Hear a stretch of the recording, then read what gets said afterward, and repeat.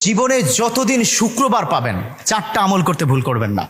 আজকে শুক্রবার না, আমি জানি না 4টা আমল করেছেন কিনা বা করছেন কিনা, আপনারা মিলিয়ে নেবেন। যদি 4টা আমল আজকে না করে থাকেন, আজকে থেকে জীবনে যতদিন শুক্রবার পাবেন 4টি আমল করতে ভুল করবেন না। পারবো তো ইনশাআল্লাহ? ইনশাআল্লাহ। 1, দুরূদ পড়া। আমার বিশ্বনবী দুরূদ সম্পর্কে কত অসাধারণ কথা বলেছেন। একজন সাহাবা এসে বললেন, ইলা রাসূলুল্লাহি সাল্লাল্লাহু আলাইহি ওয়াসাল্লাম, ও নবী, আমি যদি আপনার প্রতি দিনের 1/3 ধরে দুরূদ শরীফ পড়ি আমি কি নিয়ামত পাবো?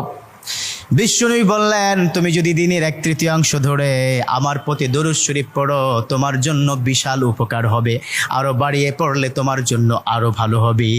সাহাবা মহা খুশি হয়ে গেলেন, ইয়া রাসূলুল্লাহ, আমি দিনের অর্ধেক সময় জুড়ে যদি আপনার প্রতি দুরূদ শরীফ পড়ি তাহলে কি হবে?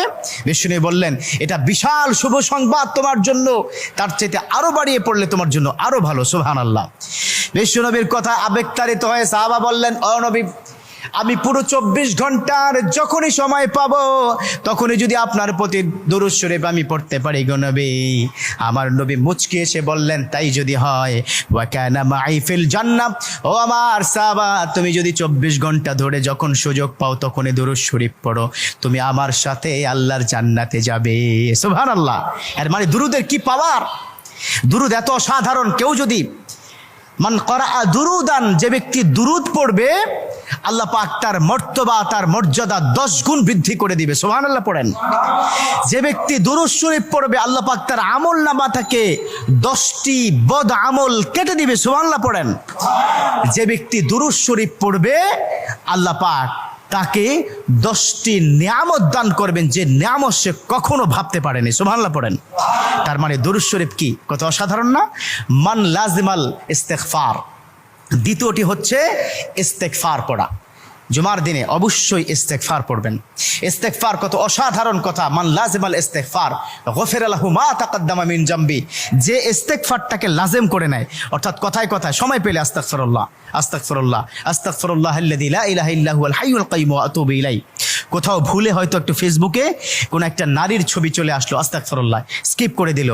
এরকম ইস্তেগফার যে ব্যক্তি লাজিম করে নিল, কথায় কথায় সুযোগ পেলে যে ইস্তেগফার পড়ে, আল্লাহ পাক তার পিছনের গুনাহগুলো ক্ষমা করে দেয়। সুবহানাল্লাহ। তৃতীয় নম্বর কাজ দেব, জুমার দিনে ভুল করবেন না, সেটা হলো ফজরের নামাজটা আদায় করতে ভুল করবেন না। এখন যদি আমি জিজ্ঞাসা করি, মাশাআল্লাহ এখানে যতজন আছেন আজকে ফজরের নামাজ পড়ছেন কিনা, মনে হয় না আমি খুব বেশি পাবো যে ফজরের নামাজ পড়েছেন। আর 4 নম্বর যেটা হচ্ছে, জুমার দিনে যতদিন জুমার দিনে আপনি পাবেন সবার আগে মসজিদে প্রথম কাতারে আসবেন। বিশ্বনবীর হাদিস যে প্রথম কাতারে সর্বপ্রথম মসজিদে প্রবেশ করবে রব্বে কারীম তার আমল নামায় উটের গায়ে যে পরিমাণ পশম থাকবে সম পরিমাণ পশমের সওয়াব তার আমল নামায় আল্লাহ পাক দিয়ে দিবে। সুবহানাল্লাহ। তা 4টা আমল করবো তো ইনশাআল্লাহ? আল্লাহ পাক কবুল করে নেক। আমিন।